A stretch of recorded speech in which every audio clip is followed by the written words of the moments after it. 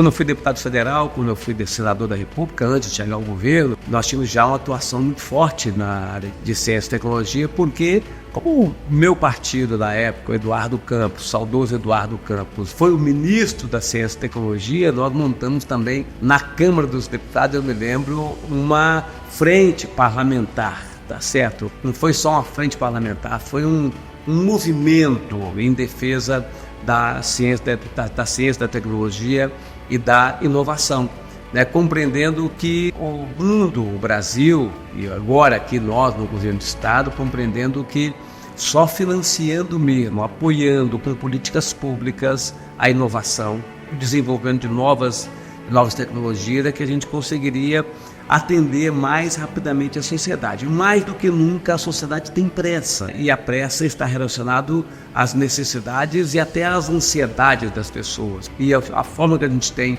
da gente poder atingir parte dessa necessidade é colocando à disposição das pessoas inovação tecnológica. É isso que a gente tem procurado fazer. O que a gente tinha antes e o que a gente tem hoje é totalmente diferente, novo. Veja que o estado do Espírito Santo hoje é um estado que, comparando com os demais estados do Brasil, um dos que mais investe em ciência, em tecnologia, em inovação. Por exemplo, nós somos, em termos de financiamento per capita de bolsa, nós somos o primeiro lugar, tá certo? No Brasil. Então, um exemplo de como a presença do sistema de ciência e tecnologia, desse braço forte que é a FAP, possibilitou oportunidades para os pesquisadores e para a gente desenvolver pesquisa básica e pesquisa aplicada de forma consistente no estado do Espírito Santo. Trabalho em rede. A FAPES virou um grande instrumento de financiamento, pesquisa e desenvolvimento de tecnologia na agricultura, por exemplo,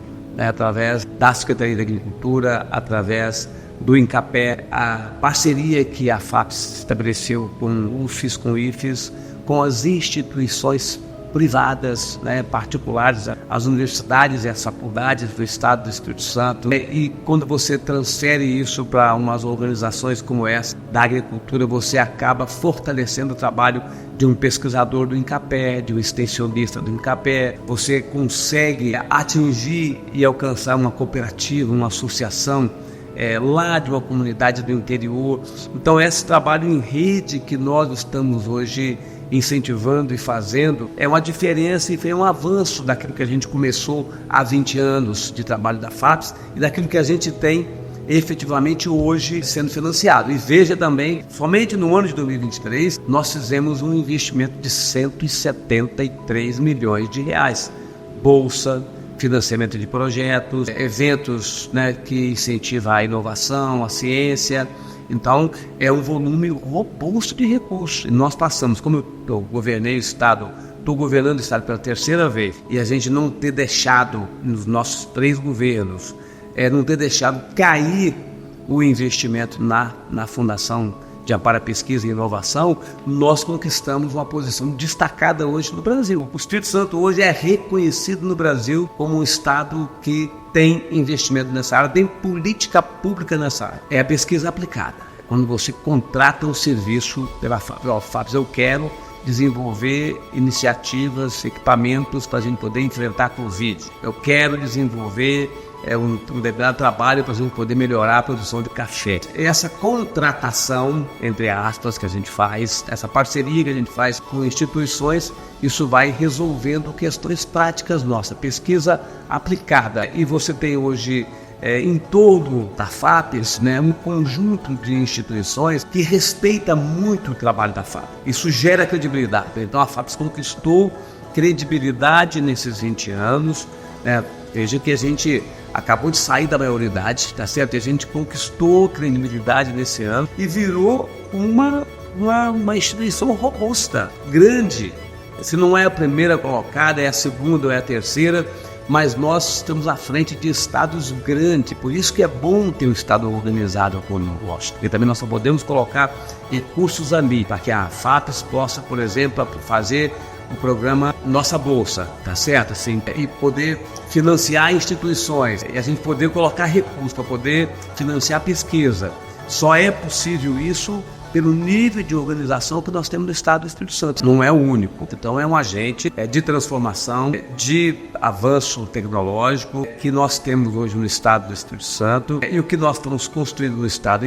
E a FAPES, que o Sistema de Ciência, Tecnologia, Inovação, de Formação Profissional e a FAPES compõem, tá certo, um ambiente em que nós tivemos outras instituições que chegaram. Boa parte das pesquisas são financiadas pela FAPES, pelo governo do Estado, investimento que a FAPES faz, recursos repassados do Ministério da Ciência e Tecnologia, FINEP, que ajuda a fortalecer esse trabalho. E nós criamos outros instrumentos, por exemplo, o Fundo Soberano. Todo esse ambiente que a gente tem, público e privado, com os instrumentos que foram criados nesses últimos anos, que começou fortemente com a Secretaria de Ciência, Tecnologia e Inovação, Fundação de Amparo à Pesquisa e Inovação. Depois a gente foi avançando com instituições públicas e privadas e outros mecanismos que nós criamos. Hoje o Espírito Santo é um estado com um ambiente de inovação totalmente diferente daquele que nós tínhamos há 20 anos. Aqui nós temos o Movimento Capixaba pela Inovação, o MCI. Então, tudo isso compõe essa nova era, esse novo momento que a gente está vivendo. Bem, o que nós queremos e vislumbramos para o futuro é que esse ambiente que a gente construiu até agora possa tornar a administração pública mais eficiente. Então, não só do governo do Estado, dos municípios também. A gente tem que fazer chegar a tecnologia para a gente diminuir a exclusão hoje tecnológica que nós temos, fazer chegar a tecnologia a todas as pessoas. Então, inclusão tecnológica é fundamental para nós e a FAPES tem que cumprir um papel, continuar cumprindo um papel importante para isso. A FAPES tem que nos ajudar na pesquisa aplicada para que nós possamos melhorar a atividade ligada ao campo, à agricultura, para enfrentar um momento de mudança